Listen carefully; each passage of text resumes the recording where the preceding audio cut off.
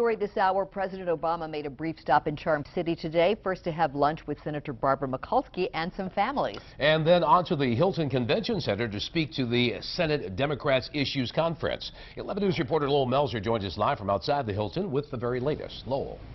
Yeah, good evening. The president and his motorcade left the Hilton here downtown just moments ago. This after he wrapped up about a 2-hour closed-door talk with Senate Democrats who are here on their 2-day retreat. He focused on the trial of passing legislation which would virtually get every worker some sort of paid sick leave, something that is very important to him. He's also trying to figure out how the Democratic minority in Washington will have to deal with the Republican majority in both the Senate and House.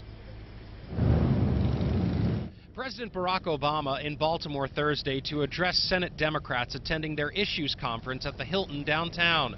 The 2-day event about issues, policy, and strategy is especially important to those in attendance given the fact that Republicans have now taken over the Senate and the House. In just the last week, the president has made 5 veto threats.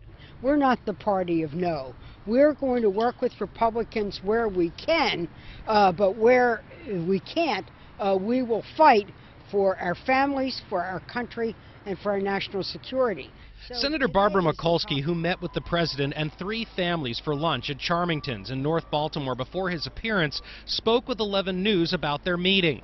Mikulski said the president is pushing the American Families Act that would require businesses with 15 employees or more to let those employees earn up to 7 days of sick leave that they could use on themselves or on loved ones.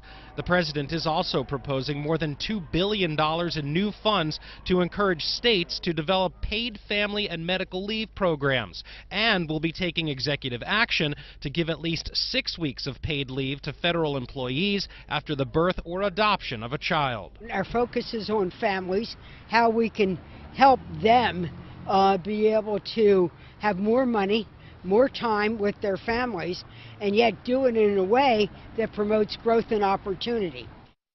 Now, the president also said that 60% of households in the United States have 2 working parents. He also said that 43 million Americans don't have any sort of paid sick leave. One final note, Republicans are holding their own strategy meeting this week in Hershey, Pennsylvania.